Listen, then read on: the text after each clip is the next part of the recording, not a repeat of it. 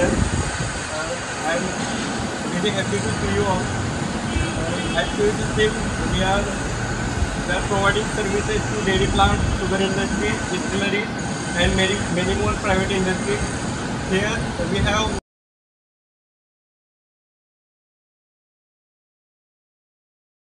we are providing the automation solutions for the process industry like wheat, turbine, boiler plants.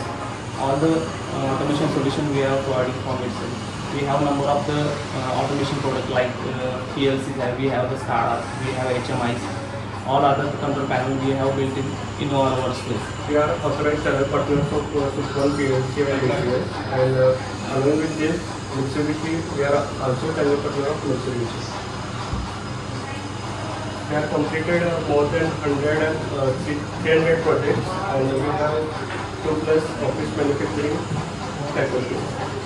facilities.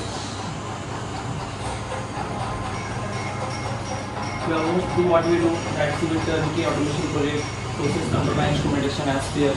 We are dealing with the control panels and control panel manufacturing. We have all the service support regarding with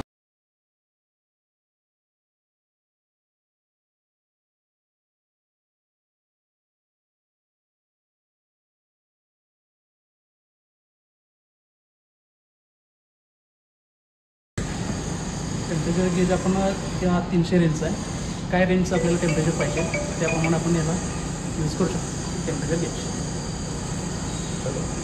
जे आपण air pressure असेल, compressor air pressure, वॉटरचं pressure असेल, स्टीमचं pressure असेल, त्यासाठी हा use करू शकतो. Direct तुम्हाला त्या लाईनवर बसवलं डायरेक्ट तुम्हाला प्रेशर प्रेशर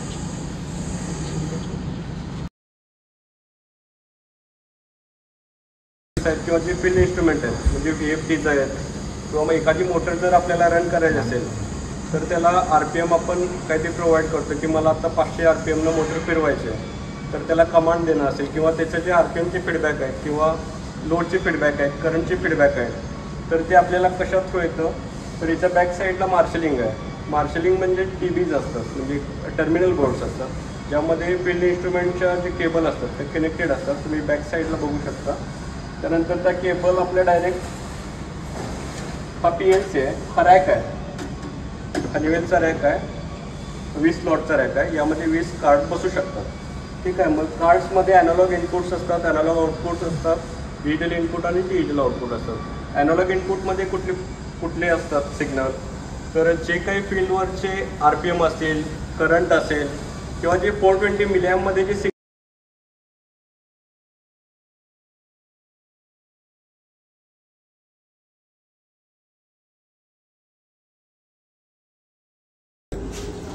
स्टेन्सिलचे पेस्टिंग केलं जातं. प्रेस झाल्यानंतर परत हे कार्ड येतं. त्याच्यामध्ये LED स्ट्रिप्स असतात. ते LED सगळे इथं माउंट केले जातात.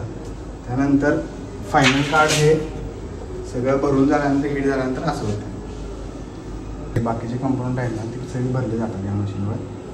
आणि आपल्याकडं मल्टिपल कार्ड आहेत सगळ्याचे. LED कार्ड असतात, इंडिकेटरचे कार्ड असतात, सगळ्या मशीनवर भरले जातात. आता फक्त प्लेसिंग वाला हा प्लेसिंग झालं आहे. स्टेन्सिल मारलं ही पेस्ट फॉर्ममध्ये असते पेस्ट. आणि हे नंतर ते हीटरला सोडलं जाते. त्याच्यामध्ये हीट होते ते. आणि त्याच्यानंतर मग बाहेर DIP कंपोनंट भरले जातात. हे असं या मशीनवर काम होतं. ह्या सगळ्या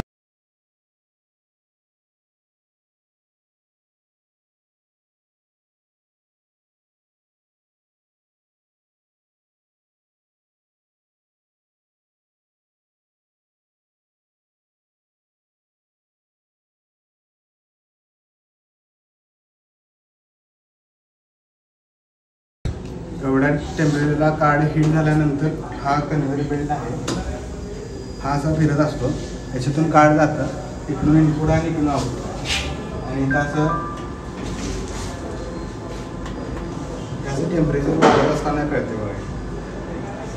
सगळ्याचं इंडिकेशन असतं, हे वाढत जातं. 250 डिग्रीपर्यंत आलं की ते स्टॉप होतं. त्याच्यानंतर कन्व्हेयर बेल्टवरून आपले सगळे PCB येतात आतमधून आणि ते एकदम बाहेर हीट होऊन पूर्ण प्रॉपर.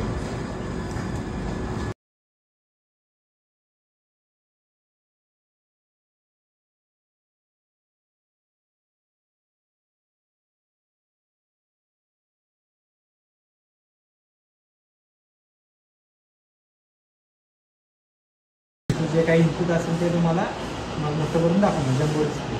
तर जम्बो डिस्प्लेची गरज काय, आता समजा PLC-DCS आहे आणि ऑपरेटर आहे, स्क्रीन आहे, पण स्क्रीन एक लहान स्क्रीन जर बघितली 40 इंची 42 इंची एक 5 ते 6 पीपल व्ह्यू करू शकतात, म्हणजे बघू शकतात जवळ.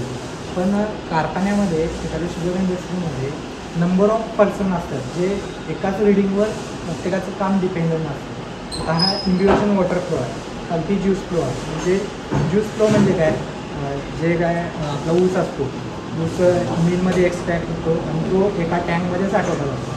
मग तो टँक लहान नसतो, खूप मोठा असतो. मग प्रत्येक माणसाला जाऊन तिथं म्हणजे बघणं शक्य आहे काय, टँक लेवल किती आहे, तो वाकून बघायला लागणार, ते गरम असतो, शक्य आहे काय ते नाही. मग त्यासाठी आपण काय करतो, तिथं आपण त्या टँकला मोठ्या एक लेवल ट्रान्समीटर लावतो. लेवल ट्रान्समीटर काय करतो, त्याच्यावर